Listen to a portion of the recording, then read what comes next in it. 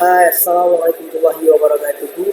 Hari ini kami akan buat presentation daripada subjek DCC 30103 Highway and Traffic Engineering. Nama lecturer kami adalah Puan Farah Hazila binti Hashim dan nama saya adalah Abdul Qayyum Memang Abdullah.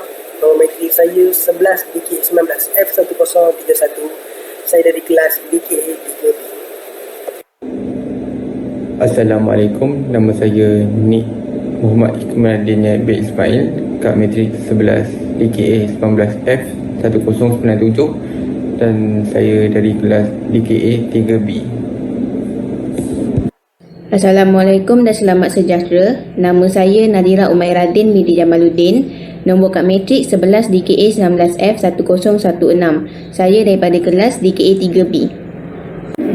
Assalamualaikum. Nama saya Aini Izzati binti Zulkifli. Nombor kad matrik 11 DKA 19F 1004. Okey, sebelum pergi ke slide seterusnya, saya akan terangkan dulu mengenai introduction.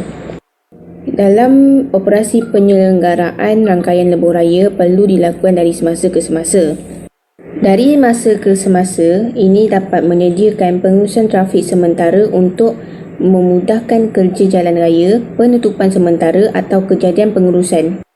Pengiraan yang kami lakukan untuk projek ini adalah menggunakan secara manual dan kami menggunakan unit PCU ataupun hour. Kami merakam selama 1 jam dengan selang 15 minit di Jalan Sultan Azlan Shah, Ipoh, Perak. Kami menggunakan 2 persimpangan, iaitu yang first adalah pengiraan isi padu dan gerakan putaran di persimpangan, dan yang kedua adalah isi padu mengira jalan. Dan kawasan yang kami rakam adalah tempat menjadi tumpuan orang ramai lalu lalang. Okey, untuk seterusnya adalah berkaitan dengan Traffic Volume Study. Kajian lalu lintas disebut sebagai tinjauan lalu lintas. Ia ditentukan untuk menentukan jumlah lalu lintas di jalan bahagian tertentu pada waktu yang tertentu. Ada 2 kaedah untuk mengkaji jumlah lalu lintas, seperti yang pertama adalah kaedah rakaman kiraan manual. Yang kedua pula adalah kaedah pengiraan automatik. Kemudian untuk objektif daripada slide ini adalah, yang pertama adalah komposisi kenderaan, yang kedua adalah aliran lalu lintas, yang ketiga adalah purata lalu lintas harian, and then yang keempat adalah pembahagian arah. Dan seterusnya ada 2 lagi objektif, iaitu yang pertama adalah untuk menyiasat masalah kesesakan lalu lintas yang ada dan untuk mengukur jumlah lalu lintas yang terlibat di lokasi tersebut. Dan yang kedua pula adalah untuk mencadangkan langkah-langkah untuk mengatasi masalah kesesakan lalu lintas dan masalah action lalu lintas yang dapat mengurangkan sistem aliran lalu lintas di persimpangan.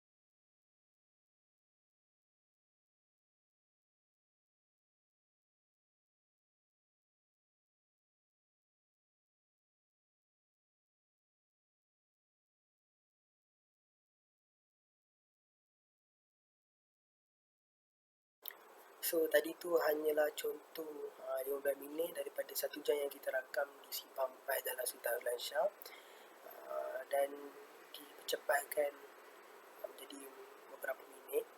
So ini first kita akan tengok daripada arah utara, iaitu daripada Jalan Sultan Azlan Shah ke Jalan Raja Musa Mahdi. So terdapat 6 jenis kenderaan yang terdapat dalam jadual yang kita ambil kira, iaitu yang pertama basikal, yang kedua motosikal, yang ketiga kereta, yang keempat kenderaan berat, yang kelima bas dan kenderaan berat, dan yang terakhir iaitu 6 adalah van. Sejam yang kita rakam tadi kita bagikan kepada 4, iaitu 15 minit, 30 minit, 45 minit dan 60 minit. 15 minit yang pertama iaitu daripada pukul 12 hingga 12.15 tengah hari. Bilangan basikal terdapat kosong, bilangan motosikal dapat 26, kereta dapat 168, kenderaan berat terdapat 1, bas dan kenderaan berat terdapat kosong, van terdapat kosong. 15 minit yang kedua iaitu 12.15 hingga 12.30 tengah hari. Terdapat basikal, bilangan basikal terdapat 1, bilangan motosikal dapat 24, bilangan kereta dapat 108, bilangan kenderaan berat terdapat 6, bilangan bas dan kenderaan berat masih kosong, bilangan van terdapat 1. Dan 15 minit yang ketiga iaitu 12.30 hingga 12.45 minit petang, tengah hari, bilangan basikal terdapat kosong, bilangan motosikal dapat 22, bilangan kereta dapat 162, bilangan kenderaan berat terdapat 3, bilangan bas dan kenderaan berat terdapat 1, bilangan van terdapat kosong. Dan 15 minit yang terakhir iaitu 12.45 hingga 1 petang, bilangan basikal terdapat kosong, bilangan motosikal dapat 48 dan bilangan kereta terdapat 173, bilangan kenderaan berat terdapat 3, bas dan kenderaan berat terdapat 1 dan van dapat kosong. So yang daripada bilangan yang kita dapat, kita akan jumlahkan bilangan tersebut dan darab dengan nilai PCU mengikut kenderaan, mengikut jenis kenderaan. So yang pertama adalah basikal. So bilangan basikal adalah 1 dan nilai PCU untuk basikal adalah 0.22. So 1 darab dengan 0.22, jawapannya adalah 0.2. Dan jumlah motosikal daripada sejam yang kita rakam untuk utara adalah 120. So 120 itu darab dengan nilai PCU motor iaitu 0.33, dapat 39.6. Untuk kereta, jumlah kereta untuk 1 jam adalah 611 dan didarab dengan nilai PCU kereta adalah 1.0, dapat jawapan 611. Dan untuk kenderaan berat, jumlahnya adalah 13 dan didarab dengan nilai PCU-nya iaitu 1.75 dan dapat jawapan 22.75. Untuk bas dan heavy vehicle, jumlah dia adalah 2 darab dengan nilai PCU iaitu 2.25 dan dapat jawapan 4.5. Dan yang terakhir iaitu van, jumlah dia adalah 1 dan nilai PCU dia adalah 2.0 dan jawapannya adalah kos 18. So yang kedua kita nak tengok adalah daripada arah selatan. Arah selatan iaitu Jalan Raja Musa Mahdi ke Jalan Sultan Azlan Shah. So jenis kenderaan tetap sama, 6 jenis kenderaan iaitu basikal, motosikal, kereta, kenderaan berat, bas dan kenderaan berat dan van. So yang ini juga sejam dibagi kepada 4. So yang 15 minit yang pertama 12 hingga 12.15 tengah hari, bilangan basikal kosong, bilangan motosikal 24, bilangan kereta 132, bilangan kenderaan berat adalah 4, bilangan bas dan kenderaan berat adalah 1 dan yang terakhir van adalah 4. 15 minit yang kedua adalah 12.15 hingga 12.30 tengah hari, bilangan basikal terdapat kosong, bilangan motosikal dapat 28, bilangan kereta terdapat 128, bilangan kenderaan berat terdapat 7, bilangan bas dan kenderaan berat terdapat kosong, bilangan light band, iaitu band terdapat 3. Dan 15 minit yang ketiga iaitu 12.30 hingga 12.45 terdapat bilangan basikal terdapat kosong, bilangan motosikal dapat 20 bilangan buah motosikal, bilangan kereta terdapat 193 buah kereta, dan untuk kenderaan berat terdapat 7 buah kenderaan, dan bas dan heavy vehicle terdapat kosong, dan van terdapat 3. Dan 15 minit yang terakhir iaitu 12.45 hingga pukul 1 petang, kita dapati basikal kosong juga, motosikal kita dapat 35, kereta dapat 102, dan untuk kenderaan berat kita dapat 9, bas dan kenderaan berat kita dapat 1, dan van kita dapat 2. So seperti utara tadi, kita jumlahkan setiap jenis dan didarab dengan nilai PCU mengikut jenis-jenis kenderaan. So untuk basikal didapati kosong dan nilai PCU dia 0.22, dan jawapan dia kita dapat kosong.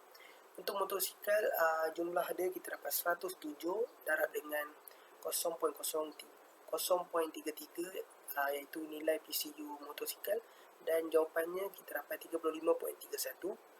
Untuk jumlah kenderaan kereta kita dapat 555 darab dengan nilai PCU kereta iaitu 1.0, dan jawapannya adalah 555. Dan untuk kenderaan berat kita dapat 27 buah bilangan kenderaan berat, dan didarab dengan nilai PCU kenderaan berat iaitu 1.75, dan jawapannya adalah 47.25. Bas dan heavy vehicle kita dapat 2, dan bila darab dengan nilai PCU iaitu 2.25, kita dapat 4.5. Dan yang terakhir adalah van nilai bilangan dia dapat 12, dan darab dengan nilai PCU dia iaitu 2.0, dan jawapannya adalah 24.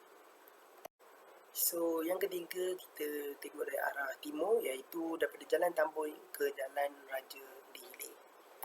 So jenis kenderaan tetap sama, dan dikira sejam dibagi kepada 4. 15 minit pertama iaitu pukul 1 petang hingga 1.15 minit petang. Nilai basikal adalah 1, nilai motor adalah 66, nilai kereta adalah 183, bilangan kenderaan berat adalah 6, bilangan bas dan kenderaan berat adalah 0, bilangan van adalah 3. 15 minit yang kedua iaitu 1.15 petang hingga 1.30 petang, nilai basikal adalah 0, nilai bilangan motosikal adalah 52, bilangan kereta adalah 166, bilangan kenderaan berat adalah 2, bilangan bas dan kenderaan berat adalah 0, bilangan van adalah 2. 15 minit yang ketiga iaitu 1.30 petang hingga 1.45 petang, nilai basikal tetap 0, bilangan motosikal adalah 44, bilangan kereta adalah 148, bilangan kenderaan berat adalah 7, bilangan kenderaan bas dan kenderaan berat adalah 2, bilangan van adalah 2. Dan 15 minit yang terakhir iaitu 1.45 hingga pukul 2 petang, bilangan basikal 0, motosikal terdapat 27 buah bilangan, kereta terdapat 113 buah kereta, dan kenderaan berat terdapat 4 bilangan kenderaan berat, bas dan kenderaan berat terdapat 0, van terdapat 2. Dan seperti biasa, kita jumlahkan dan darab dengan nilai PCU mengikut jenis kenderaan. Untuk basikal 1, dan nilai PCU dia 0.22, dan jawapannya adalah 0.22. Untuk motosikal, kita mendapat jumlah 189, dan nilai PCU untuk motosikal adalah 0.33, dan jawapannya adalah, apabila darab, jawapan dia adalah 62.37. Untuk kereta, jumlah dia adalah 610, dan nilai PCU dia adalah 1.0, dan jawapan dia adalah 610. Untuk heavy vehicle kita dapat 19, jumlah campur 1 jam, dan bila darab dengan nilai PCU dia adalah 1.75, dapat jawapan 33.25. Dan untuk bas, jumlah bas dan heavy vehicle adalah 2, Dan nilai PCU untuk bas dan highway vehicle adalah 2.25 dan jawapan apabila darat adalah 4.5. Dan yang terakhir iaitu van, jumlah dia adalah 9 dan apabila darat dengan nilai PCU van iaitu 2.0, jawapannya adalah 18. Dan yang terakhir adalah daripada arah barat, iaitu daripada Jalan Raja Dihilei ke Jalan Tambun. So jenis dia tetap sama, iaitu 6 jenis, iaitu basikal, motosikal, kereta, kenderaan berat, bas dan kenderaan berat, dan yang terakhir adalah van. So seperti biasa, 1 jam tu dibahagi kepada 4. So 15 minit yang pertama adalah pukul 1 petang hingga 1:15 minit petang. Bilangan basikal adalah 1, bilangan motosikal adalah 46, bilangan kereta adalah 208, bilangan kenderaan berat adalah 12, bilangan bas dan kenderaan berat adalah 0 dan bilangan van adalah 7. Untuk 15 minit yang kedua, iaitu 1:15 minit ke 1:30 minit petang, bilangan basikal adalah 0, bilangan motosikal 74, bilangan kereta 196, bilangan heavy vehicle iaitu kenderaan berat terdapat 7, bas dan kenderaan berat bilangan dia terdapat 0 dan van terdapat 4. Untuk 15 minit yang ketiga iaitu 1:30 petang hingga 1:45, bilangan basikal terdapat 0, bilangan motosikal dapat 58, bilangan kereta terdapat 169, bilangan kenderaan berat terdapat 7, bilangan bas dan kenderaan berat terdapat 2, bilangan van terdapat 5. Dan 15 minit yang terakhir iaitu 1:45 hingga pukul 2 petang, basikal terdapat bilangan dia terdapat 0, bilangan motosikal terdapat 32, bilangan kereta terdapat 77, bilangan kenderaan berat dapat 3, bilangan bas dan kenderaan berat terdapat 1, bilangan van terdapat 2. Dan seperti biasa kita jumlahkan dan darab dengan nilai PCU mengikut jenis kenderaan yang ditetapkan. So untuk basikal jumlah dia adalah 1 dan darab dengan nilai PCU basikal iaitu 0.22 dan jawapannya adalah 0.22. Untuk motosikal jumlah dia adalah 210 dan didarab dengan nilai PCU iaitu 0.36, dapat jawapan 69.3. Dan untuk kereta jumlah untuk 1 jam adalah 650 dan darab dengan nilai PCU untuk kereta iaitu 1.0 dan jawapan dia tetap sama iaitu 650. Untuk heavy vehicle kita dapat 29 dan darab dengan nilai PCU kereta kenderaan berat iaitu 1.75 dan dapat jawapan 50.75. Dan untuk bas dan kenderaan berat kita dapat jumlah iaitu 3 dan darab dengan nilai PCU kenderaan berat dan bas iaitu 2.25 dan dapat jawapan 6.75. Dan yang terakhir yang van dan jumlah dia adalah 18 dan darab dengan nilai PCU van iaitu 2.0 dan dapat jawapan 36. Sekarang saya akan terangkan tentang reka bentuk masa kitaran lampu isyarat. Di sini adalah jumlah PCU per hour di setiap arah iaitu utara, selatan, timur dan barat. Hasil dapat jumlah ini ialah tambah semua jenis kenderaan dari setiap arah yang berlainan akan dapat totalnya untuk PCU. Okey. Dari arah utara iaitu Jalan Sultan Azlan Shah ke Jalan Raja Musa Mahdi ialah 696.07. Manakala Jalan Raja Musa Mahdi ke Jalan Sultan Azlan Shah iaitu selatan jumlahnya ialah 666.06. Seterusnya dari arah timur iaitu Jalan Tambun ke Jalan Raja Hileh jumlahnya ialah 728.34 dan akhir sekali ialah Jalan Barat iaitu Jalan Raja Hileh ke Jalan Tambun jumlahnya 813.02. Di sini terdapat 3 pengiraan yang berbeza untuk kita dapatkan. iaitu Q, S dengan Y. Q bermaksud aliran lalu lintas sebenar, S ialah nilai aliran tepuh, dan I sekali Y bermaksud kadar aliran berbanding aliran tepuh. So, cara pengiraan Q dengan S adalah sama, iaitu PCU bagi jam. Manakala Y, cara pengiraan Y ialah Q bagi S. Kat sini ada dua fasa yang berbeza, iaitu fasa 1, fasa 2. Fasa 1 terdapat arah utara dengan selatan, manakala fasa 2 ialah dari arah timur dengan barat. So, cara cari jumlah Q tadi kita dah dapat dengan hasil tambah ke semua jenis kendaraan yang telah dikumpulkan data, dan akan dapat total total Q ni. Manakala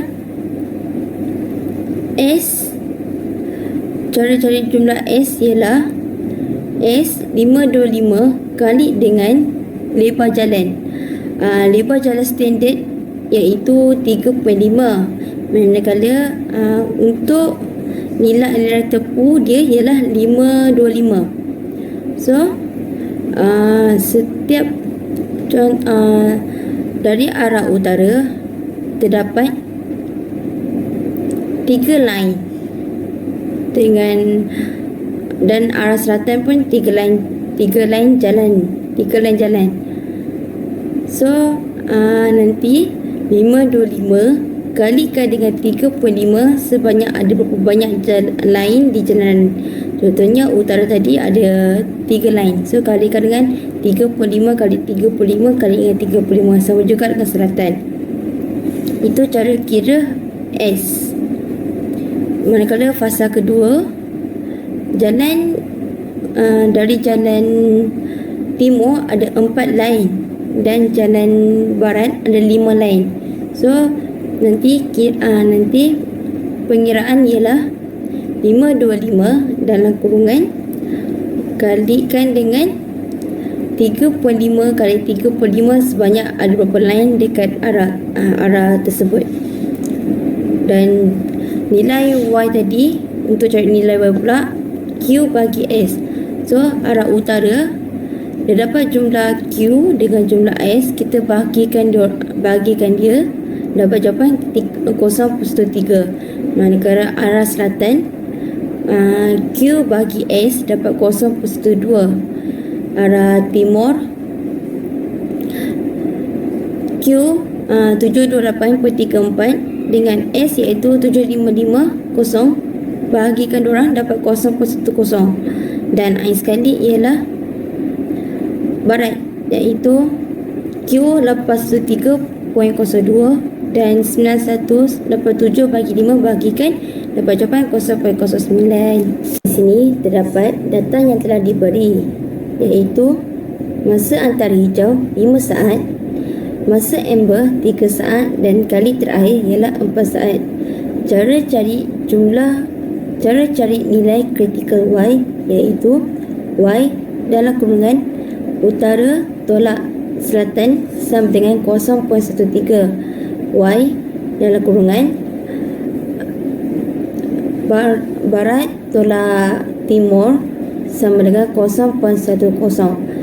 So cara pengiraan kritikal, tambahkan 0.13 tambah 0.10 sama dengan jumlahnya 0.23. Jadi Y adalah 0.23 kurang daripada 0.85 dikira okey bagi lampu isyarat.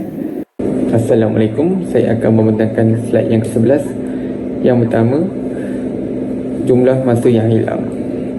Contoh formula ialah L sama dengan jumlah L tambah jumlah I tolak A. L bermaksud jumlah masa yang hilang, I bermaksud masa antara hijau, dan A ialah amber time. L sama dengan 4 tambah 4 tambah 2 kali I tolak A, dan dapat 12 saat. Yang kedua iaitu masa kitaran optimum. Contoh formulanya ialah CO sama dengan 1.5 L tambah 5 bahagi 1 tolak Y. CO bermaksud ialah masa kitaran optimum dan L ialah masa yang hilang dan Y itu jumlah Y. 1.5 darab 12 tambah 5 bahagi 1 tolak 023 dan dapat 30 saat.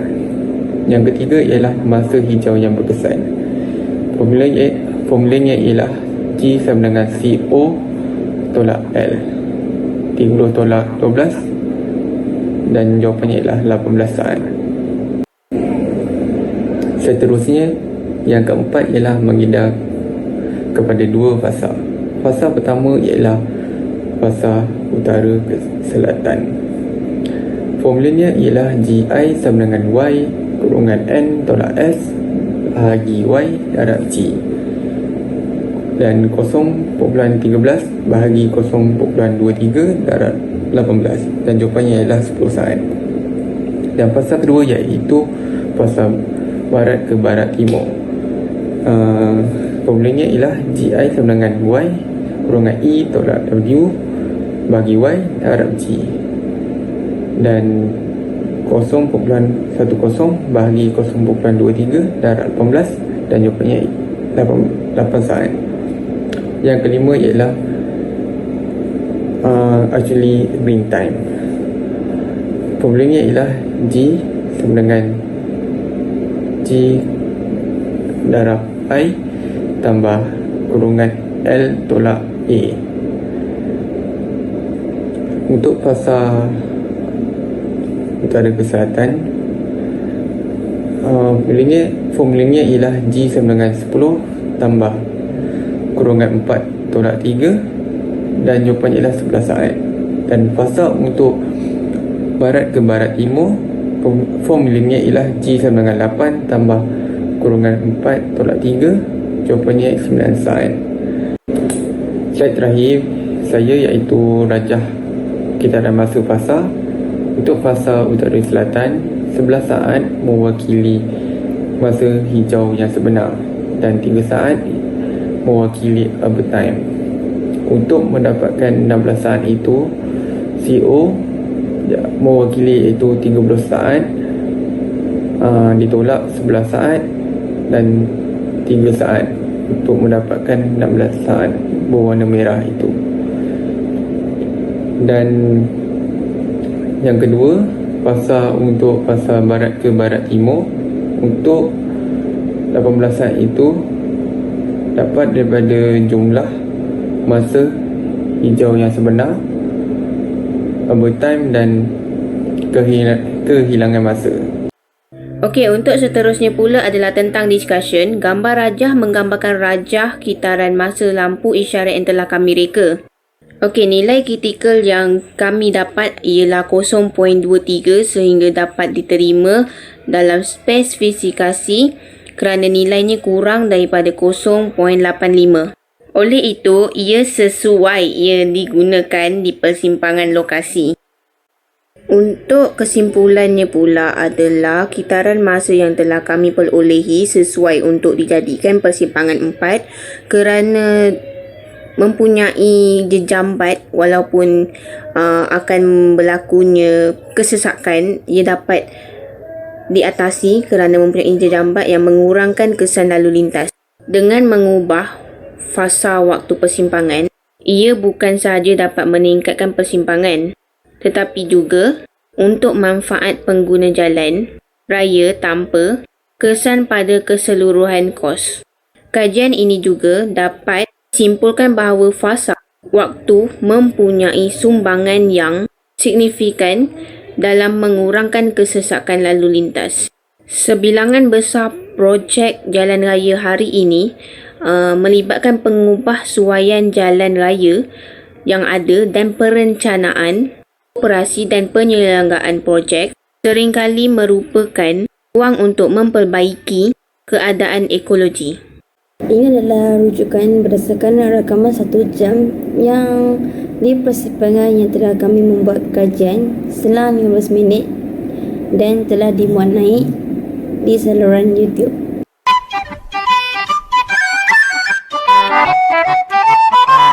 It's the dream.